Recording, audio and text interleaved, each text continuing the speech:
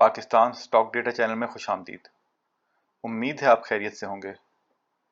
Market का feeler लेते हैं तो सुबह ही मार्केट आज थोड़ा ऊपर चली गई और फिर वहीं पे मेंटेन रही। अगर शेयर्स को भी देखें तो कोई शेयर्स कोई बहुत ज़्यादा ऊपर नहीं गए, लेकिन बहुत सारे शेयर्स थोड़ा थोड़ा करके चले तो उन्होंने मार्केट को आज ऊपर रखा।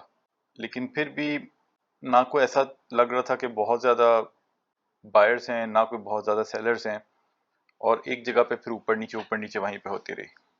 सर्किट ब्रेकर्स को देख लें तो कोई ख़ास उसमें नहीं है। अपर कैप में भी और लोअर कैप में भी कोई डिस्कस करने वाला ख़ास नहीं है। जिन कंपनीज ने आज बोर्ड मीटिंग्स अनाउंस की उनका नाम देख लें तो GSPM, PASM, SPL, AHTM, MDTL और पेस। आज वैसे OGDC PPL में तेज़ी रही, SNGP में थोड़ी बहुत तेज़ी रही और ये थोड़ा ऊपर निकल गया, वही गैस की जो प्राइसेस हैं उनको लेके। लेकिन कोई पता नहीं, ये जैसे होता है कि buy on rumour sell on strength, तो जब अनाउंसमेंट आ जाए तो हो सकता है लोग बेचना शुरू कर दें। और ईफर्ट जो है काफ़ी दिनों से ये प्रेशर में है, इसका Q1 की बोर्ड मीटिंग अनाउंस होने वाली है, तो देयर इज़ अ पॉसिबिलिटी कि वो जब अनाउंस हो या अनाउंसमेंट से कुछ पहले इसमें थोड़ी सी तेज़ी आ जाए और रिजल्ट तक तो थोड़ी सी तेज़ी इसमें रहे। ये हो सकता है, ज़रूरी नहीं है पर हो सकता है, क्योंकि ये अभी भी अपना डिविडेंड अच्छा जो क्वार्टरली है उस पर कायम है, तो इसको आप देख सकते हैं। और बहुत सारी कंपनियों ने आज फिर रिजल्ट्स अनाउंस किए, उनको क्विकली देख लेते हैं। पावर सीमेंट ने नेगेटिव में है, छोड़ दें इसको। पाकिस्तान सिंथेटिक लिमिटेड, इन्होंने कुछ नहीं दिया। इनका EPS पिछले साल से बुरा है, वैसे 5 इतना बुरा नहीं है, लेकिन दिया कुछ नहीं है। रोशन पैकेजेस, ये भी बहुत कम हो गया हुआ है, इसकी वैल्यू 1 रुपये इसकी अर्निंग है। रिलायंस वीविंग मिल, टेक्सटाइल सेक्टर, फिर वो कंपनी देखें 86 पिछले साल था और 6 रुपये रहेगी इसकी अर्निंग, तो not recommended at this time. TRG का फारिग होना अभी भी चल रहा है। पिछले साल 9 का लॉस था, इस साल 2.4 का लॉस है। पर ये एक बात वैसे हमें समझ नहीं आई। देखिए, हमें टीआरजी को इतना पसंद नहीं है कि हम इसका तफसीली जायजा लें, लेकिन जो डॉलर इतना ऊपर गया है तो इनकी वैल्यू नीचे क्यों नहीं आई? और अगर वैल्यू डॉलर का इम्पैक्ट आने के बाद भी इनकी इतनी नीचे है, फिर तो इनकी बहुत ही बुरी परफॉर्मेंस है। और अगर वो इन इफेक्ट इसमें डाला ही नहीं है तो पता नहीं क्यों नहीं डाला, क्योंकि एक साल पहले तो डॉलर काफी कम था। मतलब डॉलर का बज़ाहिर नजर नहीं आ रहा एडवांटेज, पता नहीं क्या मसला है। अच्छा जी, गाजी फैब्रिक है, ये भी -14 का लॉस, छोड़ दें। SG एलाइड बिजनेस, इनका है जी, ये भी लॉस में है, छोड़ दें। शिफा इंटरनेशनल, 1.5 रुपये का डिविडेंड दिया, 18 रुपये की EPS, तो जितना डिविडेंड दिया उस हिसाब से फारिग कंपनी। SG पावर को ख़ास नहीं। उसके बाद है जी क्रेसेंट फाइबर्स, कुछ नहीं दिया। EPS पिछले साल से कम है लेकिन इतनी बुरी नहीं है, फिर भी कुछ नहीं दिया। शम्स टेक्सटाइल लॉसेस में है, छोड़ दें। फजल क्लॉथ मिल, इन्होंने भी कुछ नहीं दिया और ये 153 से इनकी EPS 20 रुपये पे आ गई है, फारिग हो गया। CCML, इन्होंने कुछ नहीं दिया और 5 अर्निंग 10 से 5 हो गई, छोड़ दें।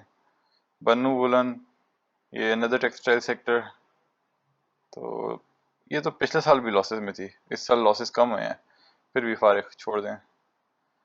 जनाना डे मलूचो, इसने भी कुछ नहीं दिया और ओए, ये भी लॉसेस में चली गई, फारिग।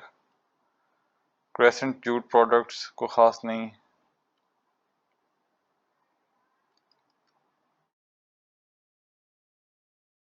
कोई कोई ख़ास नहीं। हुसैन इंडस्ट्रीज़, पता नहीं ये क्या करते हैं, कोई ख़ास नहीं। मेटाटेक, ये भी मेटा है, पता नहीं क्या करते हैं।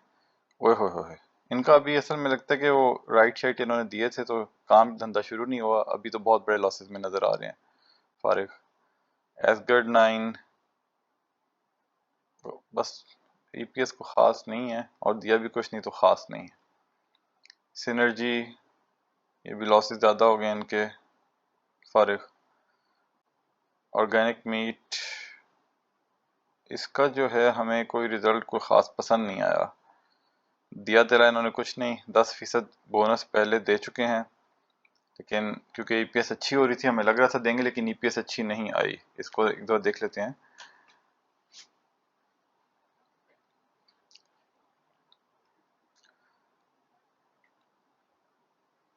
अब Q3 में 3 रुपये 30 पैसे का ईपीएस था और तकरीबन 5 रुपये का ईपीएस हो चुका था। इसका मतलब है Q4 इनका बहुत बुरा गया है।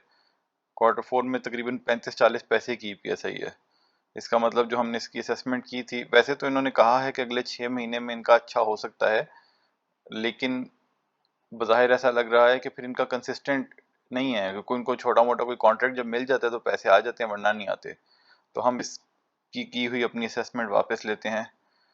वैसे तो इस टाइम पे ये कुछ ज़्यादा अपने काफ़ी नीचे ही आया हुआ है, और इसलिए कुछ उन्होंने नहीं दिया, फिर भी इसमें कोई ज़्यादा सेलिंग नहीं आई, यहाँ से और नीचे नहीं गया।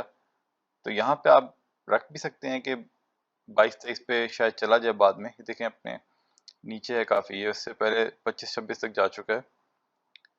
लेकिन ये है कि हमारा इसमें क्योंकि इनका Q4 का रिजल्ट अच्छा नहीं है, तो हमने इसके ऊपर से अपना हाथ उठा लिया है। वैसे भी हमारा कोई डिविडेंड यील्ड वाला शेयर नहीं था, थोड़ा रिस्की इन्वेस्टमेंट थी, डिविडेंड तो पहले भी नहीं देते, तो हमारे डिविडेंड वाले पोर्टफोलियो में ये नहीं था। थोड़ा बहुत इसमें हमने इन्वेस्ट किया था, और ये है कि हमने जो है ना इसमें से कुछ निकाल दिया, बस थोड़े से रखे हैं आप। तो लेकिन ये हमें इसका रिजल्ट बिल्कुल पसंद नहीं आया। फैक्टो सीमेंट, फारिग रिजल्ट। उसके बाद है जी बर्जर। बर्जर का तो पता नहीं, रिजल्ट आया नहीं था पहले, पता नहीं। बहरहाल 9.7 की ईपीएस है, कुछ नहीं दिया दिलाया तो फारिग।